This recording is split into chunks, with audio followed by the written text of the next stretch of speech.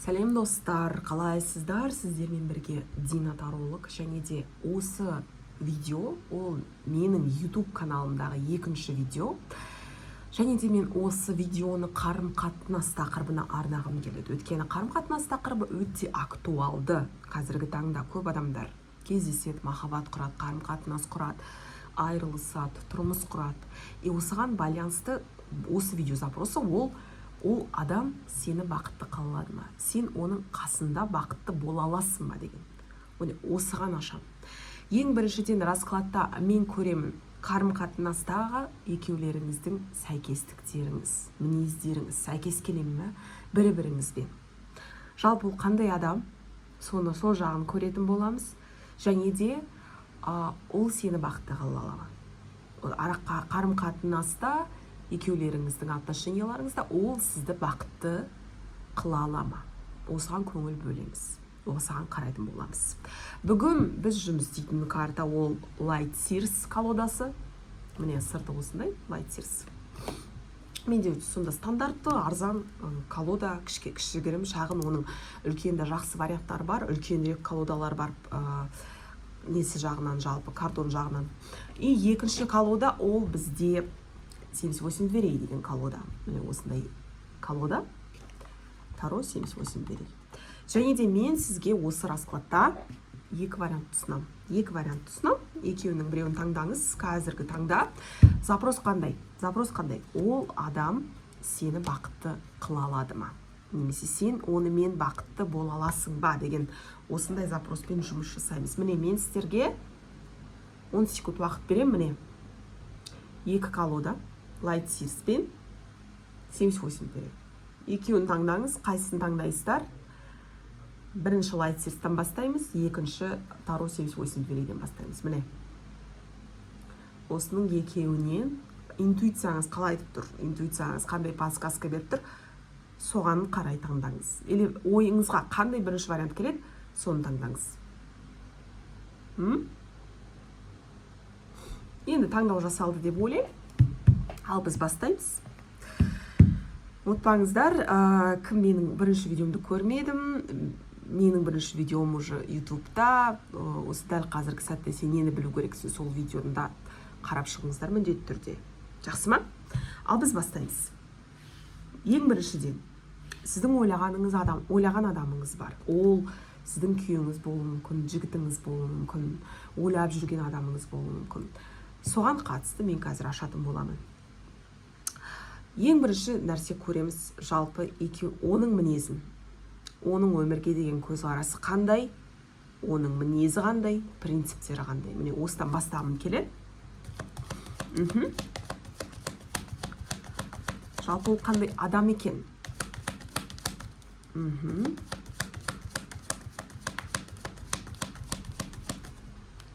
Не көрсетіп тұр? Қылыштар жетілігі. Сіздің таңдап тұрған адамыңыз прям керемет адам деп айта алмаймын. Енді бұл жерде мен жамандап атқан жоқпын да, жақсартып атқан жоқпын да. Бірақ карталар айтып отыр, ол адам қазіргі таңда жалпы көп өмірлік қиындықтардан өтті. Және де кейбір кезде сондай өте импульсивтік қадамдар жасайды. Азартқа кіреді. Андай ойланбастай қадамдар жасайды, ойланбай, кейбір кезде білесіз ба, ситуацияны толығымен көрмейді, проблемалардан қашатында бір әдеттері бар деп отыр. То есть осы тұрғыда, скорее всего, карталар оның кішкене негативтік жағдарын көрсетіп тұр. То есть карталар айтып тұр, сіз егер онымен болсаңыз, оның осындай мінездері ашылып кетуі мүмкін. Қылыштар жетілігі ол жалпы өтірік айту, алдау, ол ситуацияны жаңағы тірі жанды көзбен қарау емес, как есть, ситуацияға мысалы кішкене астармен қарау, кішкене байқамау. Қылыштар жетілігінде адам ол ситуацияға, жағдайға аса қатты көңіл бөлмейді, көңіл аудармайды. Ол кейбір кезде мен адамға жақсылық жасайын деп өтірік айтып кетуі мүмкін, алдап кетуі мүмкін. Бірақ ол проблемалардан қашса да, бұл жерде өзінің жеке принциптары басым. Иерофант картасы мүмкін ол жалпы көп нәрсеге сенбейді ма, көп нәрседен аулақ жүреді. Мысалы, мен ол өтірік, даже может быть тару сияқты нәрселерге сенбейді ма да. Но иерофант картасы бойынша Аллаға қатты жүгіну мүмкін, дінге берілген жігіт болуы мүмкін, түсініп отырсыз ба да. Сөйтіп өзінің бір қатып қалған бір қағидалары бар оны полностью толығымен андай ненадежный жігіт деп айтуға болмайды, иә. Бұл жерде қол ашық адам бере алады, бірақ егер сіз оған берсеңіз, то есть ол андай, білесіз ба, қол ашық адам болса да ол әркімге ақшасын таратып жүрмейді. Тек қана оған жақсылық жасайтын ғана адамдарға ол көмектесуге дайын, ақшалай көмектесу, жалпы жан-жақты тұрғыда. Әйел адамдарды сыйлай біледі, әйел адамдарға жақсы көңіл бөледі, мүмкін даже анасымен ара қатынасы жақсы шығар. Вот, карталар солай көрсетіп тұр. Мінез жағынан ақ көңіл, принциптері бар, проблемалардан қашады, бірақ мінез ақ көңіл. Эмоцияға кетіп қалса, қуанып, кете береді, жүре береді, алданып қала береді. Осындай адамды көріп отырмын, иә. Бірақ романтикасы басым, іштей романтикасы басым адамды көріп тұрмын, иә. То есть ол махаббатын көрсете алады, махаббатқа көңіл бөле алады, иә. Менің адам, менің сүйгенім деп жүре алады ол адам. И осы тұрғыда екеулеріңіздің энергетикаларыңыз сәйкес келе ме екен? Көрейік. Өйткені біз оның қандай адам екенін көріп тұрмыз карталардан, иә. Осы тұрғыда екеулеріңіздің мінездеріңіз, энергетикаларыңыз сәйкес келеді ме? Өйткені бақытты болу үшін ол өте маңызды нәрсе.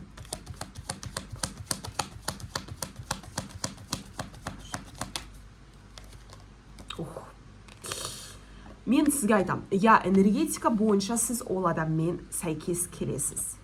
Өйткені егер ол адам көп эмоцияға кетіп қалса, алданып қалса, кейбір кезде бала сияқты жүрсе, бұл жерде жасы маңызды емес. Ол 40 жаста болса да ол өзін бала сияқты ұстау мүмкін. Осы тұрғыда сіз керісінше ситуацияға трезво қарайсыз. Ситуацияның жан-жақ қырларын көресіз.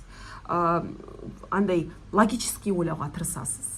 Ол сіз түсінесіз, мына жерде былай істеу керек, бүйту керек, сөйту керек. Сіз болашақты ойлайсыз. Болашағыңызды жақсарту үшін, болашағыңызға жағдайлар жасату үшін сіз дәлше айтқанда план құрасыз, жоспар құрасыз. Сізге конкретика маңызды, нақтылық маңызды. Сіз материалдық тұрғыға көп көңіл бөлесіз. Егер ер адамға көңілге жайлы, настроениесі күшті болса, сол маңызды болса, сізге жоқ. Маған өзімнің жағдайымның жақсы болғаны маған маңызды. Ақшамның жеткілікті болғаны маңызды. Барлық ситуация, барлық жағдайлар, барлық по полочкам тұрған маңызды. И осы тұрғыда әрине сіздер бір-біріңізге сәйкес келіп тұрсыз. То есть екеулеріңіздің әртүрлі мінездіктеріңіз, әр ситуацияға жан-жақты басқаша қарауларыңыз наоборот сізді бір ортақтас біріктіріп тұр. Міне карталар соны айтып тұр. Ер адам осы тұрғыда ол эмоционалдық, ол эмоцияларын ашық көрсетеді. Сіз міне жағынан кішкене тұйық болып тұрсыз. Көп нәрсені айтпайсыз, білдіртпейсіз. Өз-өзіңізге уақыт керек. Отшельник картасы да, мен өз-өзім үшін уақыт өткізгім келеді. Маған көп адамдар керек емес, маған өзім ғана маңызды. Өзімнің адамдарым, өзімнің ортам, өзімнің состоянием маңызды. Осы тұрғыда ер адам егер сізге уақыт керек болса, ол сізді бөлек қалдыра алады, сізге мүмкіндіктер бере алады, сізге жағдай жасай алады. Наоборот, даже мысалы сіз туыстармен, достарыңызбен сөйлескіңізге келмесе, ол сіздің орныңызға барады, ол сіздің орныңызға сөйлеседі барып. То есть осы тұрғыда химияларыңыз жақсы болып тұр. Осы тұрғыда көрейік, ол сізді бақытты қыла ма екен? Сіз онымен бақытты бола аласыз ба жалпы? Өйткені ер адамның өзі сырттай ненадежный болып көрінсе де, сіздің қасыңызда ол өзінің жақсы қырларын өте күшті шығарып тұр, көрсетіп тұр. Сіз онымен осы тұрғыда бақытты бола аласыз ба? Ол сізді бақытты қыла ала ма? Көрейік.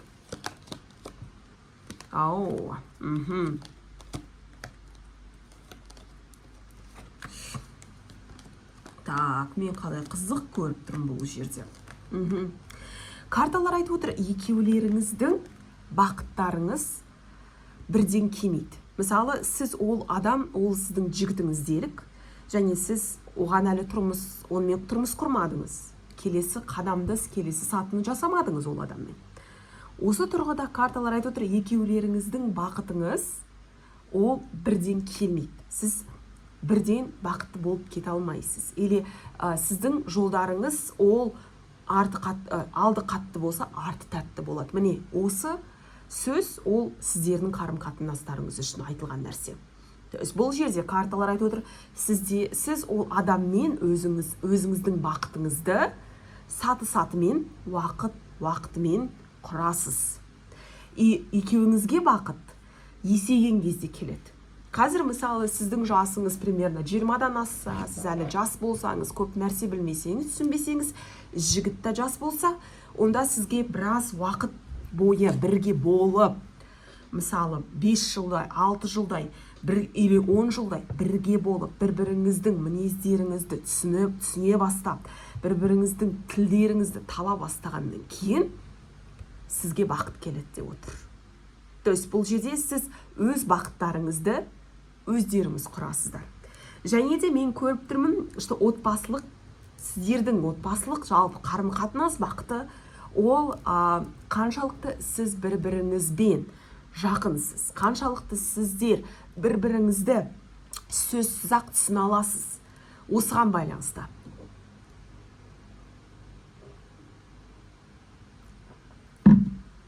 Бастапқыда сіздердің қарым-қатынастарыңызда көп қарама-қайшылықтар болады.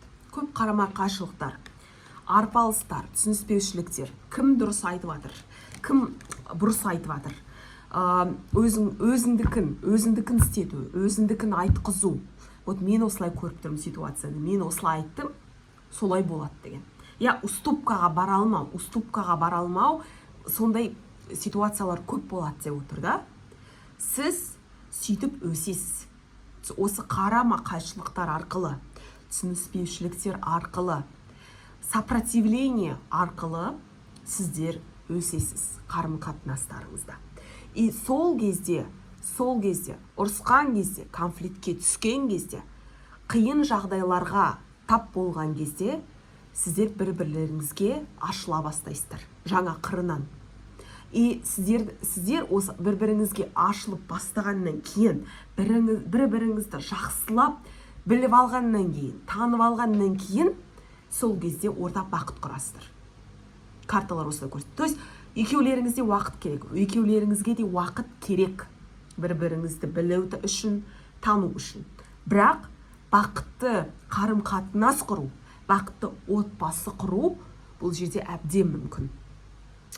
Ол әрине өздеріңізге байланысты. Өйткені сіз мысалы мына жігітіңізге көнем мінезіне төзем деп мысалы өзіңіз сарғайып кетуі мүмкінсіз, и соған уже шыдамыңыз жетпей қалуы мүмкін. Сондай да сынақтар түседі деп отыр ара-қатынасқа да. Мен оны қаншалықты оған төзем, оны қаншалықты мен күте алам, оған қаншалықты мен мүмкіндіктер бере алам деп осындай кезеңдер. Бұл жерде еще қарым-қатынаста ара-қатынаспен сынақтар болады. Ара-қашықтықпен сыналасыздар. Отношения на расстоянии. Екі жақта болу, екі жақта жүру. Сіз бір қалада, ол бір қалада. То есть осындайда ара-қатынасқа сынақтар түседі. Бақытты болу уақыты 5 жылдан 10 жылға дейін сіздерде. То есть карталар айтып отыр. Сіздер бақыттарыңызды қадам-қадаммен, саты-сатымен, кірпіш-кірпішпен құрасыз. Осындай бақыт көріп тұрмын екеуіңізде. Міне бірінші вариант почему-то осылай көрсетіп отыр. Сіздер әбден бақытты бола аласыздар. Бірақ бірден емес. Міне карталар сізге осыны айтқысы келіп отыр. Пентакльдер төрттігі. Қаншалықты сіз бір-біріңізге маңыздысыз. Қаншалықты сіздер бір-біріңізді қимай жатырсыздар. Соған көп нәрсе байланысты бұл жерде, түсініп отырсыз ба?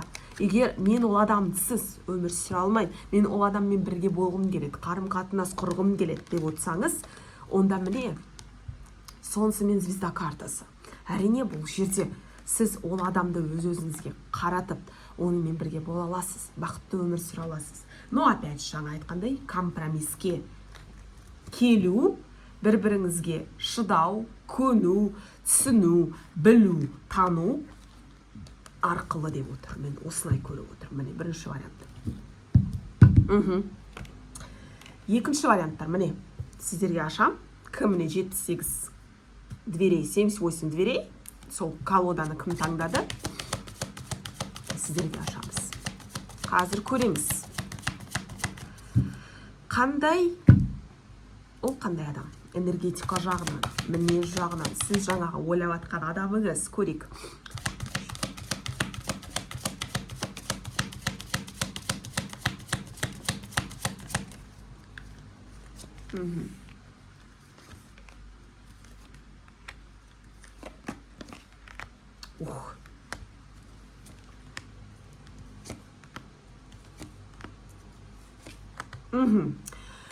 Қараңыз, бірінші вариантқа қарағанда мен бұл жерде мүлдем басқа адамды көріп тұрмын. Мүлдем басқа.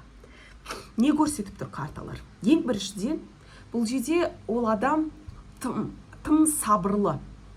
Тым сабырлы немесе жұмбақ болып тұр сіз үшін. Сіз оның мінезін түсінбей жатырсыз. Оның қандай адамы екенін, оның айтқан сөздерін, оның істеген әрекеттерін бұл жерде толығымен түсінбей жатқан сияқтысыз. Мен бұл жерде бір жұмбақ еркекті көріп тұрмын. Егер шыны керек, бұл жерде бір жұмбақ еркек маған шығып отыр. Немесе жұмбақ әйел, өткені бұл жерде ер адамдарда көріп тұрған шығар менің видеомда, иә. Карталар айтып отыр, ол адам, сіз жаңағы ашып отқан адамыңыз, ол көп жағдайларда санасы мүмкін. Порядокты жақсы көретін. Барлығы осылай нық-нықтық болып жатқан адам. Бұл жерде, может быть, ашық, қатты сөйлейтін бір мінезі бар. Мысалы, сіз одан бір жұмсақты күтіп тұрсаңыз, ол қашан маған жұмсақ бір сөз, жылу бір сөз айтады екен десеңіз, бұл жерде керісінше ер адам сіздің бетіңізге бұлшетіп бір ашы ақиқатты айту мүмкін. И сол мінезіңіз сізді кішкене, сізге ұнамай ол мінезіңіз, ол адамның да. Бірақ жаңағы ол ер адамның, ол адамның жұмбақтығы сізді тартып тұр. Сіз ойлайсыз, мынаның астарында не бар екен? Сонда ол қандай адам екен? И сіз сол адамды кәдімгідей өзіңізге ашып алғыңыз келеді. Міне, осындай нақты адам көріп отырмын, иә? Былайша айтқанда, үй өртеніп жатса, мыңқ етпейтін адамдар болады ғой. Паникаға берілмейтін, бір спокойный, сабырлы, чисто андай, по факту әрекет етеді. Вот өзіне керек болса, ол әрекет етеді. Өзіне керек болмаса, ол әрекет етпейді. Вот мен осындай адамды көріп отырмын. Өте мақсатқа жете алатын.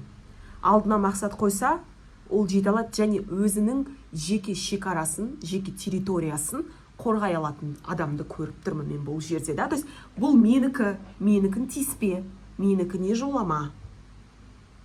Ол менің территориям, ол менікі деген сияқты, иә?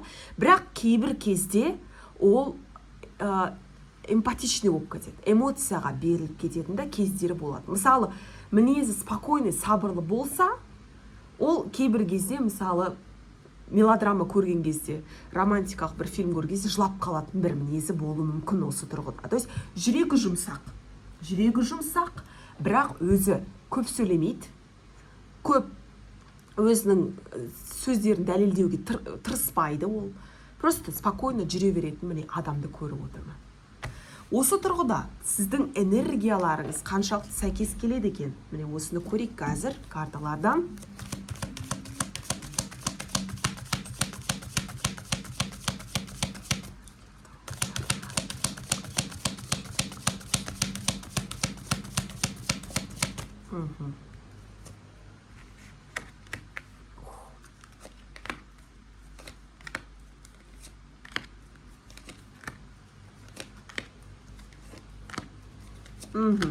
Мен бұл жерде энергияларыңыз аса қатты сәйкес келеді деп айта алмаймын.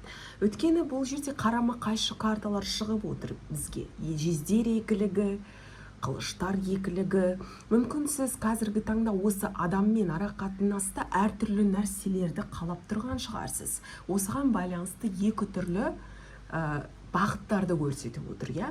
Бірақ карталар айтып отыр, енді жаңағы ер адамның мінезі сондай бір байсалды, сабырлы болса да, ол өз дегеніне тұрады деген ғой жаңа. Бірақ сіз өзіңіздің сүйетін адамыңыздан көп нәрсені қалайтын адамсыз. Міне, сіз императрицасыз, иә, мен императрицамын. Осы ара қатынаста менің айтқанымдай болу керек, мен қалай көріп тұрмын, солай болу керек, мен қалаған нәрсемді алу керекпін, қалаған нәрсеме жету керекпін деген осындай бір ішкі, былайша айтқанда сіздің бір потребностарыңыз бар, запростарыңыз бар партнеріңізға деген. А партнеріңіз жаңағы осы адам сізге как будто айтады, мен саған ештеңе қарыз емес, мен саған ештеңені беруге тиесілі емеспін, маған өзімнің жолым маңызды, маған өзімнің бағытым маңызды. Осы тұрғыда екеулеріңізде қарама қайшылықтар бар. Мен карталардан былай көріп отырмын, екеулеріңіздің эголарыңыз өте басым болып тұр. Өйткені сіздер ер адам болсын, әйел адам болсын, әр қайсыларыңыз бір өмірлік бір тәжірибеден өттіңіз, өмірден өттіңіз, былайша айтқанда көп нәрседен өттіңіз, соған қатысты, иә, мен оңайлықпен беріспеймін, мен оңайлықпен өзімнің жолымды кеспеймін, саған уступкаға бармайын деп отырсыз, да. Осы тұрғыда бір қарама қайшылықтар бар. Бірақ сізді біріктіреді, осы тұрғыда біріктіретін бір ортақ мақсат болуы мүмкін. Мысалы, мақсаттарыңыз, мысалы, екеулеріңізді да үлкен отбасы қалап тұрсыз. Екеулеріңізді білмеймін, бай тұрғыларыңыз келеді, байлықты аңсап жатырсыз. Осы ортақ мақсат екеулеріңізді біріктіру мүмкін.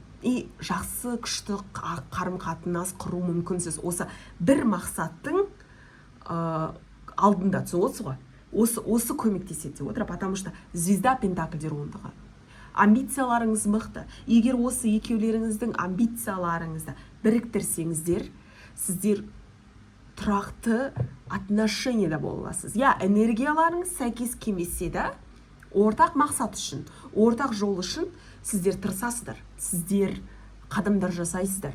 Әрекет бір-біріңізге сондай бір шыдамдылықпен қарайтын боласыздар. Жарайды, мен саған көнем, жарайды, мейлі болсын деген сияқты. Маған ең маңызды осы біздің білмеймін ортақ бақытымызда. То есть осы ортақ бақытты мақсат тұсаңыз, бірге жақсы боласы. Бірақ жаңа айтқанымдай, өте сондай меңдіктеріңіз үлкен, да? Мен мықтымын, менің өзімнің жолым, менің өзімнің өмірім, менің өзімнің бақытым деген екеулеріңізде де басым болып тұр, иә? Біреулеріңізге по-любому бір өзіңіздің мен дегеніңізді кішкене басу керек, иә? Ортақ бақыт жолына түсу үшін. Осылай көріп отырмын. Енді жалпы ол адаммен сіз бақытты бола аласыз ба? Осы адам сізді бақытты қыла ала ма екен? Осыны көреміз қазір.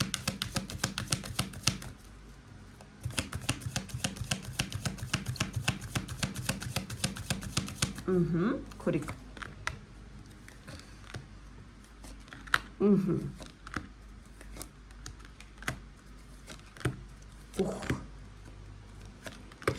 Мен сізге былай айта аламын. Сіздің ара қатынастарыңызда үнемі жаңартулар болып тұру керек.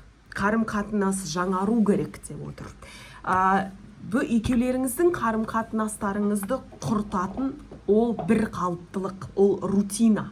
Күнделікті үй жұмыс, күнделікті ақша, андай күнде болып жатқан бір нәрселер екеулеріңіздің ара қатынастарыңызды құртады деп отыр. Бақытқа келу жолы ол үнемі ескіні бұзумен жаңа нәрсенің келуімен байланысты сізде.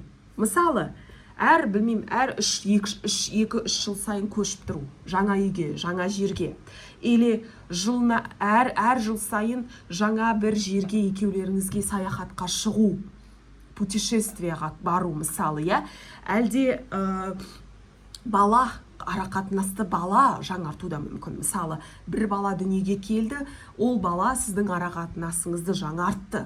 соған байланысты сіз сөйтіп та қарым-қатынастарыңызды жаңарту мүмкінсіз. Түсініп отырсыз ғой. Жездер 10-дағы, жездер 9-дағы бұл жерде ара қатынас уақыт өте келе қиындап кету мүмкін. То есть сіздердің ара қатынастарыңыз ол в любом случае сіздер бір-біріңізден шаршап кетесіз, жалығып кетесіз. Ол уақыт мәселесі, тек қана уақыт мәселесі. Бірақ оған жеткізбеу үшін осы екеулеріңіздегі бар бақытты поддерживать ету үшін ол жерде постоянно жаңа бір опыт болу керек, жаңа тәжірибеден өту керек, ескіге байланып қалмау керек деп отыр. Бұл жерде еще ограничивающий, екеулеріңізді қысатын бір жағдайларда болмау керексіз. Мысалы, мәжбүрмен күйеуіңіздің сол туыстарыңызбен тұру. Ол сізді қысады. Определенный сізді қысатын бір обстоятельстводан аулақ болу керек. Әйтпесе ол ара қатынасты бұзады деп отыр. Сіздер сразу бірден ара қатынас басталғаннан кейін бақытты бола аласыз деп тұр карталар.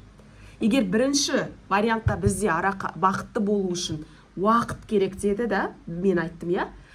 Екінші вариантта сразу бақытты бола алады. Түсініп отырсыз ба? Егер қарым-қатынаста бастан бір разнообразие, жаңа эмоциялар, жаңа впечатлениялар, көңіл көтеру, бір жаққа бару, жаңа нәрселермен танысу, сондай постоянно жаңартып тұрса, қарым-қатынас жаңарып тұрса, онда біраз уақыт бойы бола аласыз. То есть сіздің бақытыңыз уақытқа байланып тұрған жоқ. Сізді өз бақытыңызды сіздер өзіңіз құрасыз и оны өзіңіз поддерживать етесіз. Түсініп отырсыз ғой?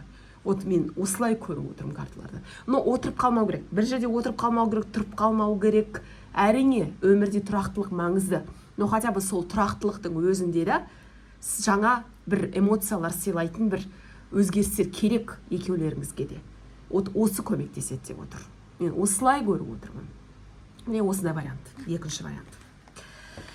Ал егер достар, міне видео ұнаса, міндетті түрде лайк басып, комментарий қалдырыңыздар. Мен осы видеоның описаниясында бүкіл ссылкаларды жіберем, сілтемелерге жіберем.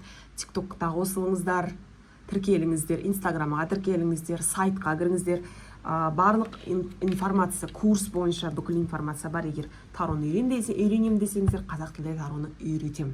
Осы достар, келесі кездескенше өстіп видео салып тұрамын енді. Рахмет.